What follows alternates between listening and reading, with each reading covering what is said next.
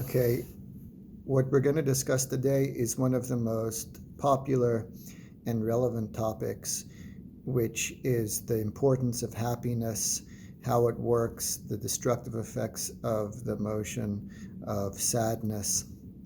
And whenever you study a topic like this from the perspective of a certain system, which in this case is the Hasidic perspective, chapter 26 of the famous classic work of Tanya, whenever you study a topic like that, the first thing is obviously to understand what's being taught.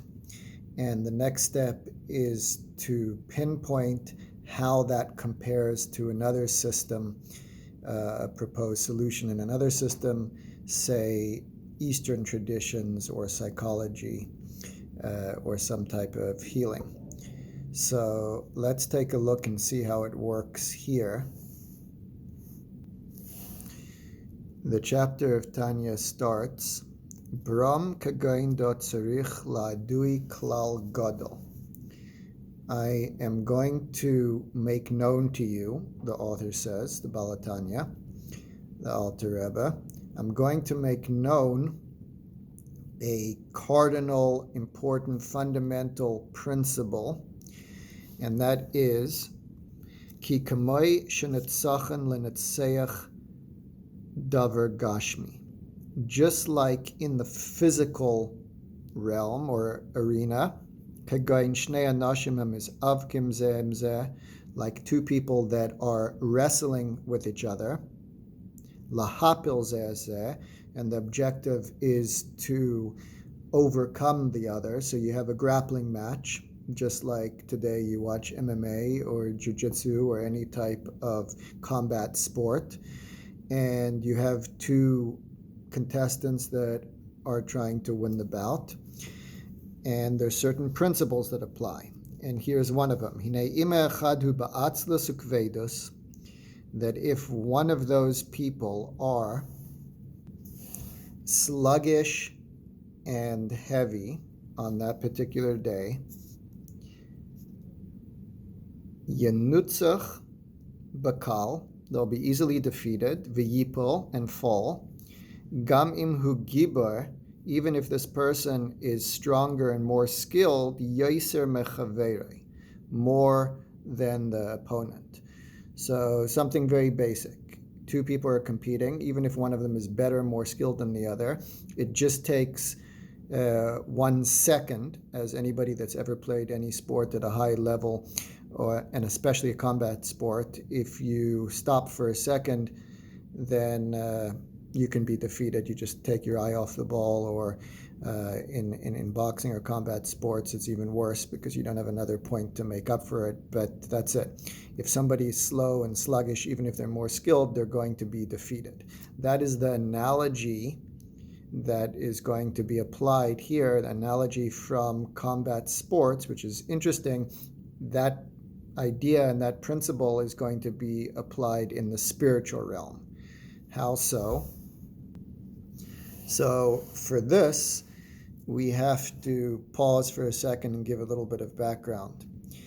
In the entire system of Hasidus and the way that the Jewish perspective will look at it, every person has some type of inner opponent. So there's an ongoing daily battle, and you see this all over the place, whether it be the Talmud or Jewish law, at the beginning of the Jewish law, how to wake up. You have a custom-built opponent inside, which basically means, in some sense, you are your own worst enemy, and it can either be blatant, like a very self-destructive force that you have to overcome. Different people have different degrees and challenges in this area, or it can be very subtle. But there is something internal working against the person. So in the Tanya, we're talking about two souls competing against each other, or the most common is two different inclinations or parts of a person.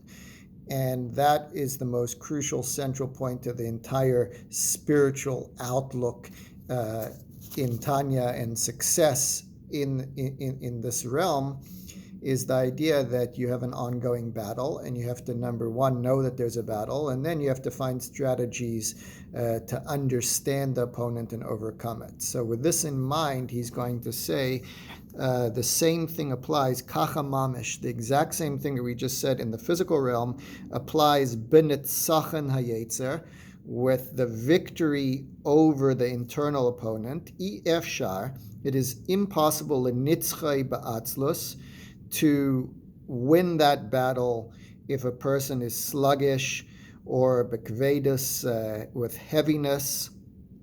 Now, where do this feeling of like heaviness and sluggishness come from? So we're moving into a cause and effect analysis of emotions. This atzlus ukvedus, this heaviness, comes hanimshachas ma'atzvus, from an emotion of sadness.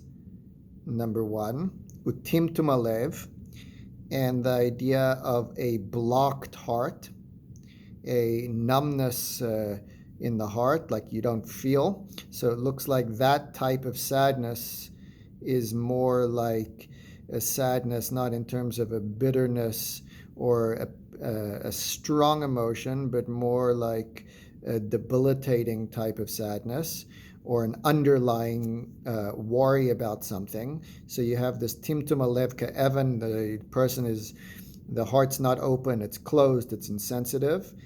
That is a sure way to lose the battle against the inner opponent.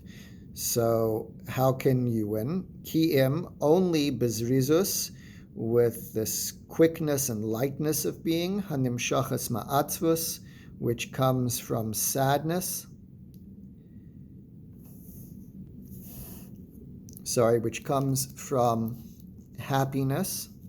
So happiness causes lightness, and the psichas halev, and an open heart, v'tarasai, and the cleansing, mikol nidnu daiga ve'etzev ba'olam, of any trace of worry or sadness in the world.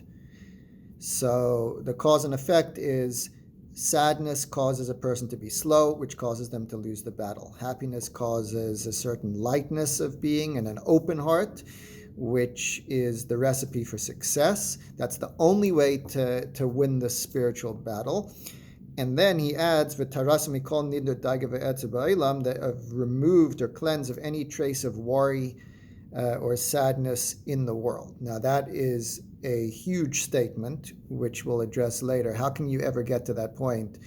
Basically, he's saying that you can't really achieve your ultimate goal unless you reach a state not only of just being happy, but you can't have any trace of doubt or worry. So you definitely see this in the sports arena, that in the moment, the person cannot be thinking about anything else. You have to have 100% mindfulness and happiness in the physical analogy. The spiritual analogy is saying this is how you have to be in your daily attitude in battles, but he hasn't yet explained how to get there. So one thing that's worth commenting on is that this approach to happiness looks more like a means to an end. Like if you ask somebody, what's the point of being happy? Why should I be happy? So somebody will say, well, you feel better. I mean, everybody wants to be happy. No one wants to feel bad. You have different types of waves and storms going on inside of you. If you can, you want to plug into a good energy to connect to people and just like be alive. Happiness is life. That's the state, the desirable state. Here, he's not only saying that. He's saying that happiness is the key ingredient to succeed spiritually. And not only that, if you don't get to that point, to the point that you're not even worried about anything, then you're automatically going to fall, just like in the physical analogy.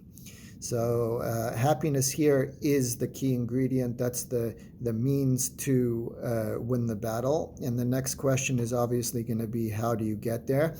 And also to differentiate between two different types of sadness and two different types of happiness.